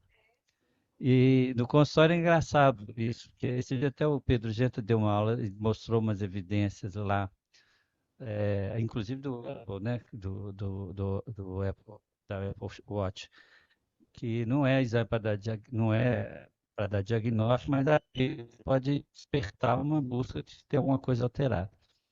Mas é aquela história do consultório, mas não adianta se eu me pedir se eu não durmo, entendeu? E a associação desses episódios que ela comentou está cada vez mais sendo citada. Teoricamente, privação do sono, né? É importante pelos maus hábitos de sono, a privação de sono por causa de insônia, por causa de apneia, é uma coisa complexa que merece uma investigação do sono para além de apneia, como a gente entende hoje, né? Eu faço só com o doutor Vinícius, que ele saiu. Não, que eu ia falar com ele, porque nós passamos no início da década de 90, teve uma luta grande entre CPAP e cirurgia, né? E nós acabamos tratando de muito paciente que fez úvulo pálato, faringoplastia para tratar a apneia, mas depois ficava intolerável o CPAP, né? Que a gente ficou com dificuldade. O turbilhonamento para ir, mas abrir mesmo a faringe não acontecia, né? Agora vocês seguram. né? Seguram, fiquem calmos, o psiquiatra aqui vai ajudar, que a pergunta vai ser feita pelo pai da reunião, doutor Nicomedes. É um exagero que o Flávio faz, né? O Saulo faz, né? Mas, de qualquer maneira, eu queria um pretexto para... A pergunta é um pretexto para te parabenizar, Flávio. Realmente foi uma aula muito didática, muito sucinta e que a gente aprendeu muito, não é verdade? A pergunta é a seguinte: qual que é a importância da manutenção do aparelho CPAP? Que vocês devem saber que o CPAP, eu uso o CPAP há muitos anos, e o CPAP ele tem um controle via, via internet, né, Sistema com de telefone. a pessoa que cuida do aparelho CPAP e que cuida dos resultados que têm sido dados. Então, eu, de vez em quando, telefono lá para o escritório da Flávia, o consultório dela, perguntando como é que está a minha situação, né? Que aqui está dando 45 CPAP, a apneia do sono, eu não estou gostando disso, né? E nós estamos com uma dificuldade relativamente grande. Para vocês terem uma ideia, a última coisa que aconteceu foi que eu estava respirando pela boca. E aí a apneia do sono vinha com o resultado, que o aparelho dá esse resultado. Todo dia de manhã eu anoto quantas apneias que eu tive naquela noite. E então, com essa história de eu respirar pela boca, nós tivemos uma dificuldade grande, né, Flávia? Mas felizmente agora está havendo uma flutuação. Tem dia que ela vai mais, tem dia que vai menos, está uma flutuação que a gente está correndo atrás para poder estabilizar um plano, né, de, eh, de melhoria da situação. De maneira que eu gostaria de saber qual que é a importância dessa manutenção e de quanto em quanto tempo você aconselha a gente fazer manutenção do aparelho, Da máquina. da máquina. Não tem uma, uma recomendação específica. A cada 2 anos, sugere-se que mande para uma limpeza interna e a manutenção que tem que ser feita é a troca de um filtro a cada 2 meses. Basicamente é isso. Da máquina é isso. Agora, o tratamento, como ele está indo, aí depende de cada paciente. Alguns pacientes vão resolver muito fácil quando é só apneia obstrutiva. No seu caso, tem vários fatores. Aí o doutor Carlos, eu liguei para ele, falei, doutor Carlos, me ajuda. Que a gente precisa ver esse coração aí, como é que tá. Porque tem partes aí, como essa apneia central, que o CPAP não trata. O que trata é arrumar o coração. E aí, por isso que né? E por isso que ela flutua, porque depende da volemia, depende do quanto que o senhor está retendo de líquido, depende. Aí, o vazamento é um fator. O vazamento acorda muito. Quando acorda muito, ventila muito. Aí o gás carbônico cai, aí faz a apneia central, que ela é mais difícil mesmo de controlar, ainda mais quando tem efeito sistêmico aí do coração, né? O senhor também, doutor Nicomedes, com o seu ajuste dialítico, né? O senhor percebeu exatamente a tua volemia e a relação da tua volemia com a melhora da adaptação ao aparelho e da apneia do sono, isso também, né? O senhor também faz parte disso e conhecer a doença, entender a fisiologia do teu sono e ajudar todo mundo a nos ajudarmos, né? Isso é fundamental. Você não tentar conhecer. Nós vamos agora à nova pergunta do Dr. Uds. Dr. Uds.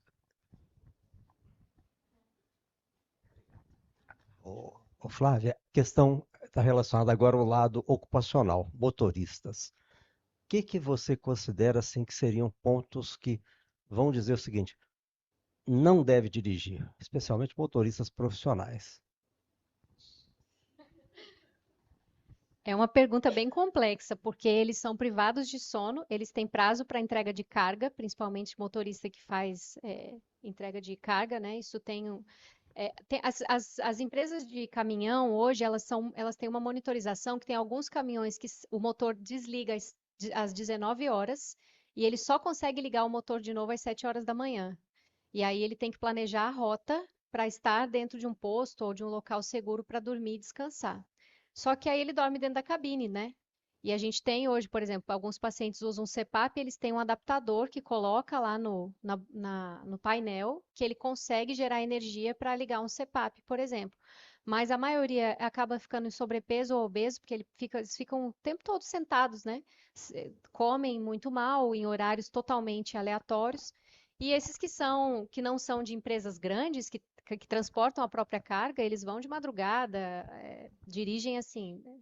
Lá em São Paulo já tem uma lei que para renovação de carteira profissional, se tem suspeita que você tem apneia, tem que fazer o exame. E aí ele não renova a sua carteira enquanto você não está tratado. Mas isso não, eu não sei exatamente se isso está funcionando bem, mas na época que eu morava lá isso acontecia. E aí tem várias linhas, aqui o Dr. Marco Túlio, professor Marco Túlio de Mello aqui de Belo Horizonte, ele pesquisa muito essa parte de privação de sono em motoristas de caminhão e vê aí desfechos bem ruins. Então, eu tive contato com duas empresas de transporte no ano passado para fazer uma palestra lá para eles, e esses dados que eles me passaram, assim, que eles têm tido com essas práticas de diminuir, ter esse controle sobre os horários, isso diminuiu muito o absenteísmo. Eles faltam menos ao trabalho, têm menos acidentes, né? Porque pode ser acidentes em terceiros ou não. Completando. O IDO, índice de dessaturação do O2, você consideraria assim, se tiver alto esse índice de dessaturação, é uma indicação grande para não dirigir? O índice de dessaturação, assim, eu não vou saber te dizer se isso está determinado na literatura para esse tipo de situação de motorista profissional, mas é principalmente o sintoma de sonolência. Porque às vezes ele tem um IDO alto, mas ele não é sonolento. Principalmente a suspeita que a gente tem é que esses pacientes eles tenham tanta hiperestimulação simpática, por tanto despertar e tanta hipoxemia, que eles não ficam necessariamente sonolentos, eles ficam mais agitados. Mas é aquela pessoa que um sintoma é meio mascarado, sabe? Então, mas eu fico te devendo se tem já algo na literatura mais contundente sobre isso. Obrigado. Vamos escutar agora a pergunta do também presidente emérito. Dr. Cláudio, por favor. Bem, antes de mais nada, eu queria cumprimentar os 4 palestrantes pelo brilhantismo de suas apresentações e fazer uma pergunta à doutora Flávia, que eu fiquei em dúvida em uma sua resposta com relação à tolerabilidade do CPAP. E eu entendi a sua ênfase da utilização do CPAP nas primeiras 4 horas. Mas a minha pergunta deve-se utilizar durante as 8 horas de sono, durante todo o tempo, ou a ênfase nas primeiras 4 horas? Obrigada. Não, a ênfase não é nas primeiras 4 horas, mas eles toleram mais fácil as primeiras 4 horas, porque é o período que o sono é mais profundo e eles despertam com muito mais dificuldade.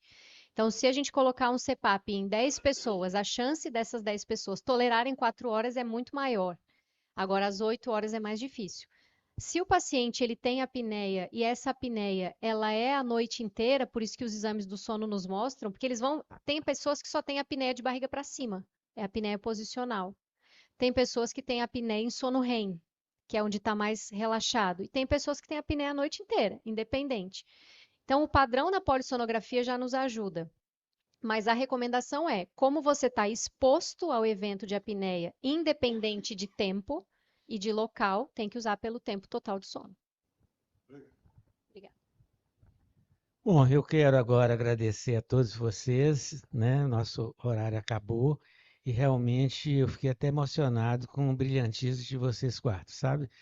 Eu sou macaco velho, acostumado de sociedade brasileira e latino-americana, e realmente vocês superaram tudo que eu esperava de bom. E gostaria também de agradecer mais uma vez o Dr. Nicomedes, que a ideia foi dele, não foi minha. Sempre peço uma salva de palmas aqui do Dr. Nicomedes. a todos vocês. Essa aula estará disponível para vocês, eu acredito, dentro de uns 4, 5 dias. 4, 5 dias estará disponível essa aula. E vai concomitante para o YouTube, qualquer coisa entre 4 e 5 dias, vai estar nos WhatsApp, vai estar no YouTube, e a quem não for acadêmico, eu vou mandar pessoalmente a aula. Tá? Muito obrigado.